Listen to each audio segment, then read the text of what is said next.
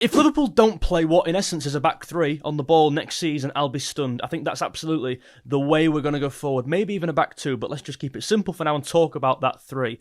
In this video, I'm going to talk about how that might look, the different ways you could actually go into it, because it's not as self-explanatory as, oh, well, Gravenberch just drops deep. I think there's so many ways you could form that back three, and we're going to look at 2 or 3 variations now, and I want you to let me know in the comments which one you prefer. Welcome back to the George Scaife LFC channel. My name's George Scaife. If you're new around here, make sure you subscribe down below and leave a like if you enjoy what you see. It really goes a long way. Thank you very much.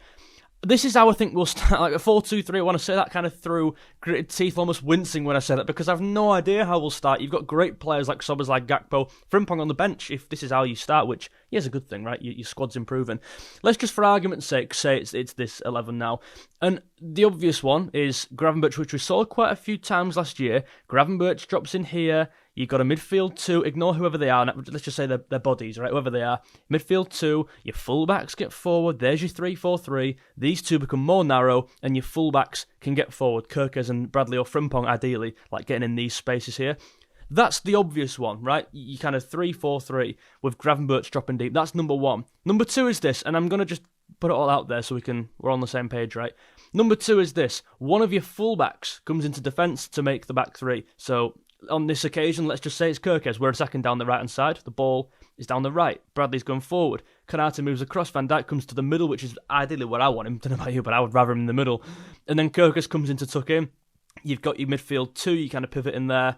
And then your front 3 is kind of all shifting across, I would see this as. Diaz going across, Wirtz, Salah, Bradley. The reason I prefer this, and I'm just going to say, I prefer this straight away to the Gravenberch one. Do you know why? And there are limitations, by the way. I'll tell you about why this is a bad thing in a second, so stay tuned. I love this because it's very balanced, and your front 3 doesn't have to change much. And look at the positions, by the way, they're all ending up in. Like, Diaz is so great in these areas, and if that is Gakpo, I actually think Gakpo's better in these areas. I think Gakpo will be better in a 4. I think Diaz is better in a 3. I think Gakpo's better in a 4. Because he's so good at picking the ball up on the halfway line and coming more central with it.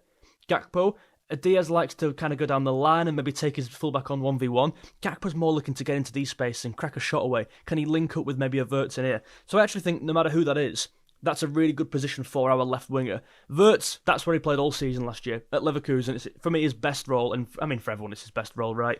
Operating behind the striker towards the left, linking up with Gakpo, or at Leverkusen's case, it was Grimaldo. He had such a great relationship with him. So Wirtz is in his best position. Gakpo, for me, there is in his best position. Ekitike, up front, best position. Salah. This is an interesting one because Salah obviously is not a winger, right? He's always been like an inside forward who scores so many goals, and moving him nearer to the goal is surely going to benefit him, right? Also, he's getting, I mean, it's no secret, he's getting no younger, so you've got to preserve his legs, I reckon, Salah. Although he's absolutely defying physics and biology all in one, in that he's not slowing down. If anything, he's getting quicker, but you've got to move Salah close to goal, get legs around him, I think, and certainly in 2 years, that'll definitely become a thing. Like, you know, maybe not so much now, but definitely in 2 years. And then Frimpong here, let's put Frimpong in because I want to see him in that role there. Look at that. Go and enjoy yourself. Go and have a run, do you know what I mean? And that kind of combination we're seeing here between the right back and Salah. We saw it against Stoke in that pre-season game. And Salah knocking it round for Curtis Jones, getting in all this space here. And the fact you're quite left dominant, in my opinion, with your new signing Kerkez. Wirtz, obviously, probably one of our best players, you'd think, coming in as a left-sided player. A lot of the play is going to be down here, so Salah's going to be left so isolated, as is Frimpong as well. And I think he'll really benefit from having so much space to run into. So that's, for me, the one I'd rather do. I'd rather make you back 3 with one of your fullbacks tucking in. But I've mentioned there one of your fullbacks. That's the issue here. Because what if you're going down the other side? I think that's where the limitation comes. So again, I'd rather play this. And also, I didn't really speak, the midfield. Like, having 2 in here is so important. One in terms of stopping counter-attacks. But also in terms of joining this press. Now, we saw against Stoke how high we're kind of willing to go forward and win the ball. And I think having McAllister join and Gravenberch almost sit, with obviously Kerkez up here, I think that is excellent. And this could easily be Szoboszlai. And imagine chucking Szoboszlai into that mix there. You've kind of got this front 5 with Ekitike. It almost becomes a front 6, really, because Szoboszlai last year was locking onto that front 4, sorry. You've got this front 6 press, which is so excellent. Gravenberch in there, just I think he actually is probably one of the best players in the league at doing that job. If you could have one player kind of isolated, having Gravenberch there, the ability to kind of put out fires, he's so good at that putting out danger. Same with Fabinho. We've been quite lucky really with them kind of profiles. But anyway, that's for a different day. So having you two in there is ideal. But let's just talk about this limitation, because if you're going down the left-hand side, is that a problem? For me, it actually is. Right, let's go this way. We all rotate. Say we're going towards the left, Kerkez. And I just want to say something as well. Kerkez here, he's not a centre-back. He's not going to be tucking in like Konate will here. He's a left-back, just playing more conservative, just a left-back hanging fire, right, whilst his mate Frimpong goes forward. You take it in turns. You also, if you're playing such a high-intensity system, like certainly off the ball like we do, just letting him rest, like letting him just chill out for sections of the game, and hanging fire, I think is great, offers the balance, of course. But if we're going the other way, you've got the exact same thing. Salah comes wide. That's not a new thing for Salah at all. Ekitike stays there. Wirtz comes more towards the right-hand side, which is obviously not a problem. Wirtz is Wirtz. He could play in goal and probably do an half-decent job. But you're taking him out of that position he was so good in last year. Gakpo's coming more central, and then I'd actually rather that was Diaz in them more central areas. And then Kirk is kind of overlapping. So if you're going this way, it looks immediately weaker. Absolutely, because Frimpong is not... I said about Kerkez not being a centre-back, and he isn't. And neither's Frimpong here. But who are you backing 1v1 to sit in and drop in that zone there? You're backing Kerkez over Frimpong. Who are you backing in these zones, in these forward zones? You're backing Frimpong over Kerkez. So you've actually got the exact opposite of where you want to be. So if we're going down that side, this player will have to tuck in. Maybe it'll be something like this where everyone does kind of shift across. Frimpong stays there. He's so quick and he's got the recovery pace to definitely get back and cover this zone. And Gravenberch does sit there. We saw that last season. Gravenberch, his zone last year was there. Gravenberch just milling about. If we lose the ball here, I just worry about that diagonal getting put over there. Yeah, Konate's going to be there to put the fires out. Who's a great defender at like recovery pace as well. He can read the game. He's strong enough.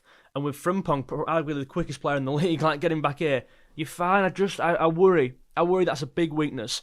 So that's one of the reasons it's not looking promising playing that. But let's just go back to the first one with Kerkez dropping in there, because I actually think you could work around it. And I actually think if you were going down the left hand side, nothing really would change from this. So let's just say Kerkez went forward, and we saw this against Stoke, by the way. We saw this kind of 2-2-6 almost. It was really interesting. So say Kerkez did go forward, which I think is actually what he'll try and end up as. I actually think, let's just go to here. Arne Slot's final formation is something like that. I really think it is a 2-2-6 almost, or a 2-1-7 with this player joining on, because we're going to be so dominant on the ball against low blocks as well.